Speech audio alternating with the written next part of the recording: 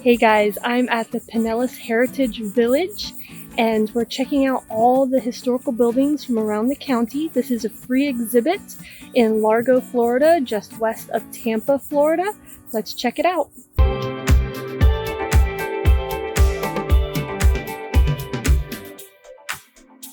All this is from the Turner House. They have it in here on display while they are doing renovations. And once the house is renovated, they'll bring it and put it all back in the house for display.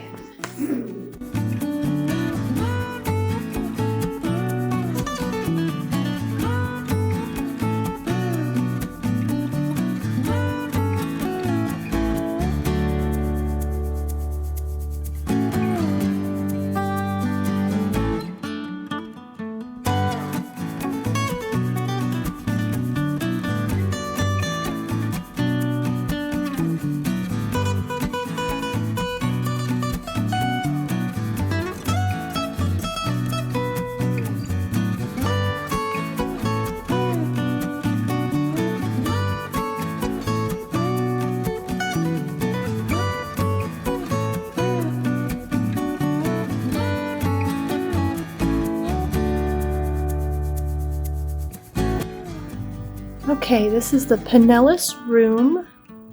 It's a little museum here.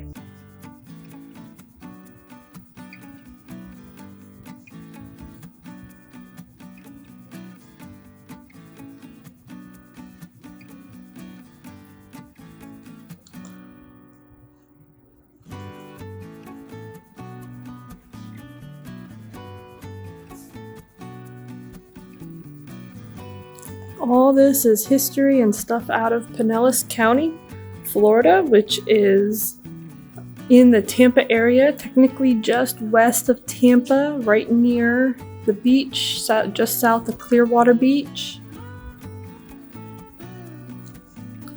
Coastal living. An old newspaper stand. These are all... So you've got the Gulf Beach Journal, St. Petersburg Times, which is right next to Tampa as well. You've got the New York Times. Alright, this is the Boyer Cottage. It was moved in 1978 from Joshua Boyer. He was 20 when he left for Key West and spent the 1870s sailing and earning a living off the Florida coast. In 1877, he basically stopped along the Anacolt River and met Alexander Orman, an early homesteader, and fell in love with his daughter, Mary Thigh. They fell in love and got married and built this tiny cottage next to Alexander's home. So let's go take a look. Tiny little thing. But really, it has all that you would need.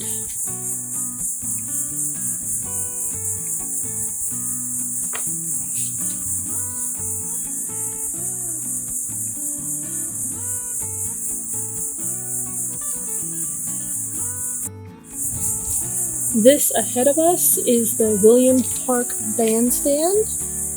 They do different demonstrations here. Okay, we have the Gulf of Mexico Sponge Co.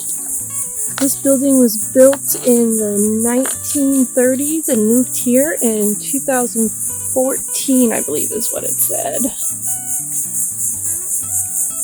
And this was basically a little warehouse for all the sponges that they would collect out in the Gulf of Mexico. Look at this. Feels just like those sponge loofahs that you buy. Tarpon Springs, Florida. Oh, so this is pretty cool. They have this. These are all magnets. And they have them down here. And you can create your own postcard by taking them off, moving them around. It's pretty cool. There's more of the bandstand over here.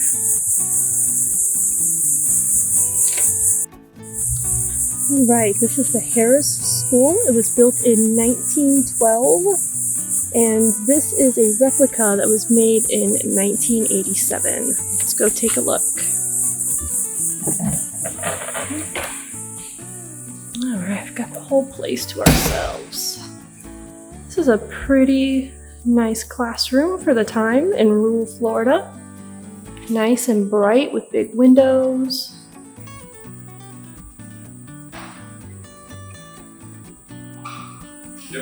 Alright, this is the McCullen Log Cabin, built in 1852 and moved here in 1977. It is a 1.5-story log cabin and was built near Alligator Creek. Let's go check it out. I love these old cabins. And what gives it the half story is the loft. Not really anything up there, it's just a little loft.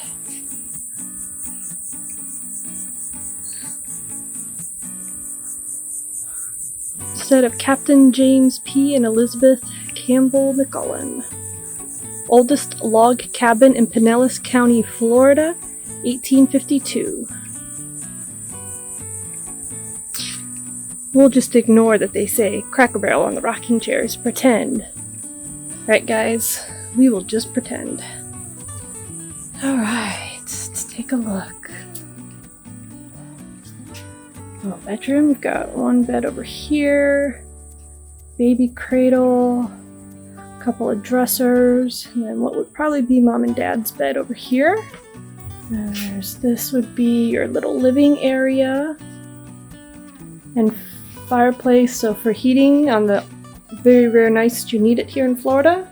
Otherwise, it would be used for cooking. Your little dining room. I think that's more of a bit more modern table than I would have expected. And then your little, like, pie safe. Your back porch.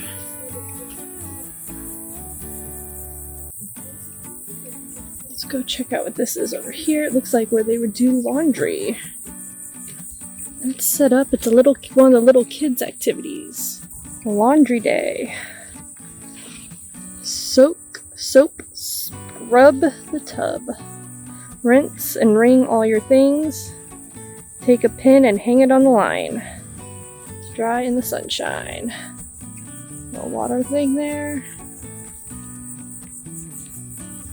Teach the kids how they used to do laundry. That's pretty cool.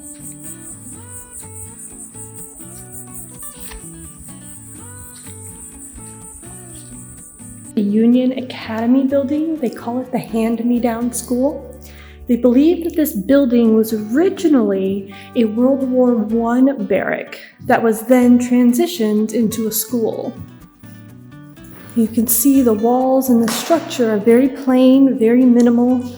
Little stove for heating, windows only on one side, more as protection, which is why they're thinking the barracks, but they're not sure. But they are sure of the school. Very minimal. Got your arithmetic. And these little benches, little seats. Very reminiscent of, if you ever watched Dr. Quinn, Medicine Woman, their little school that they have there, it's kind of what it reminds me of. This is the Lowe Barn, built 1912 by the Lowe family.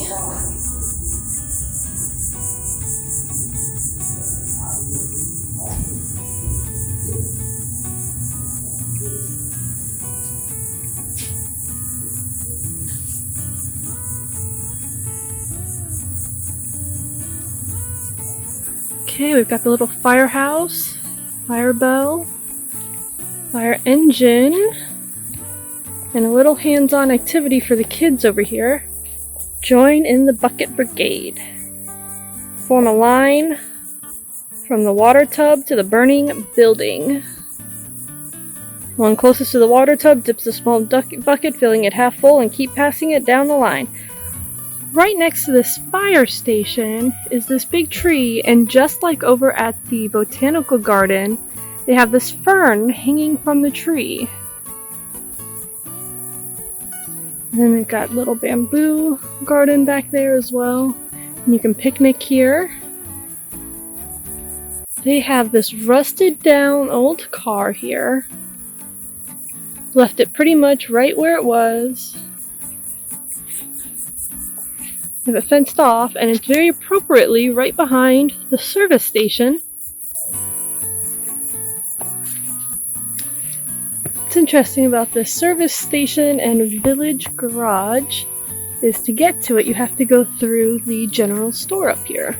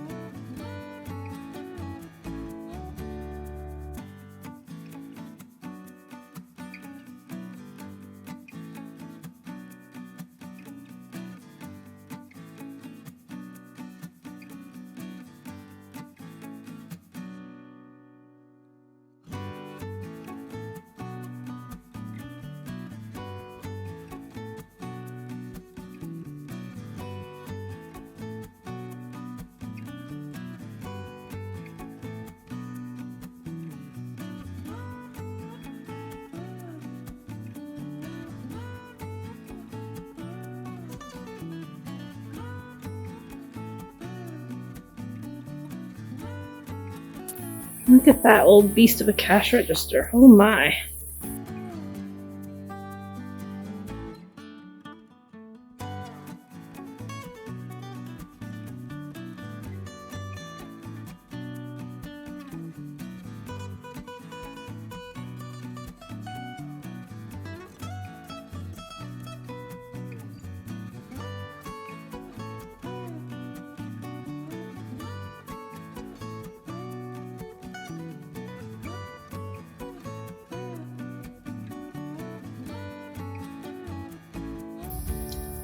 This is the Macmillan House. It's not open right now. And here's another one of the alligator barrels. Teaching them to beat rugs, get the dirt and dust out of the rugs.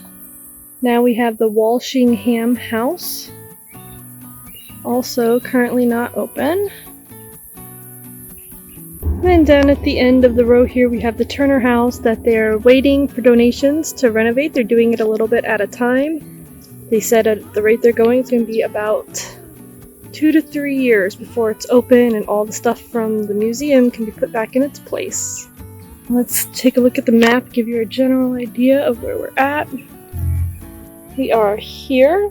We did the botanical gardens. Check the link above for the video on that. And this is the Heritage Village. We parked over here.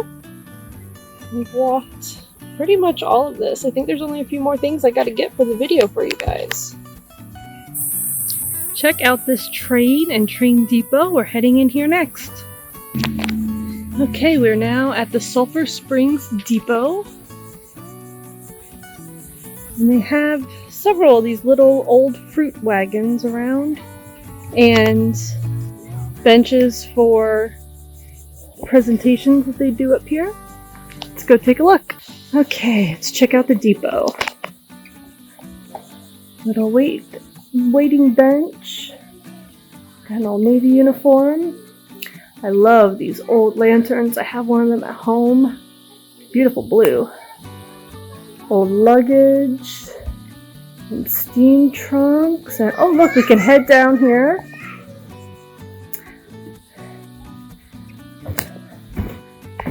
Into, this looks like the little office. And the ticket window. How cool is this? It might have been a little bathroom too area. Wonder if I can buy a ticket to my next trip in September. What do you guys think? Not telling you where I'm going just yet. You can follow me on Instagram and you'll be able to see live. Okay, there's the garage over there. Fruit stand. Some of these buildings. And of course we have the train over here. The train is closed for restoration. The house is 7 gables. These presentations here about every half an hour or so. Now we have had a lot of rain here in Florida in the past several weeks, and a lot of this area has started to flood. This is the museum and welcome center here. Parking lot. Now this is a section called the Garden for the Blind. All the signs have Braille down here, and they've really captured more of a sense of smell. Unfortunately, it looks like they've kind of let the garden go to the wayside, so it's not as beautiful as some of the others. But every sign has this and encourages them to smell the area. Oh, this one's beautiful. They have plants like these over at the Edison Estate, link above. I remember that because I just remember how beautiful they were, and my daughter's favorite color is purple, and she was in love with that plant. Oh, hey there, Mr. Lizard.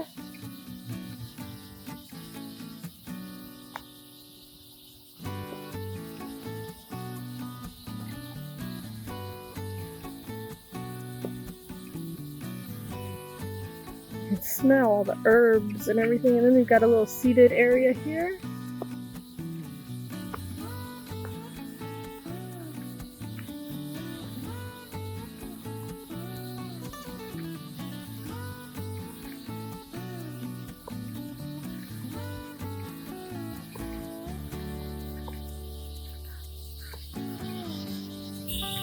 Inside the Garden for the Blind, they have this little free library. Mostly adult books. Got some Noah Roberts, Kristen Hannah, Sandra Brown, Robin Carr. She's a good one too. So pretty cool. Take a book, leave a book. Hey guys, so what did you think about the Heritage Village in Pinellas County, Florida, in Largo, Florida? If you've been, I'd love to hear about your experiences. Leave them in the comments below.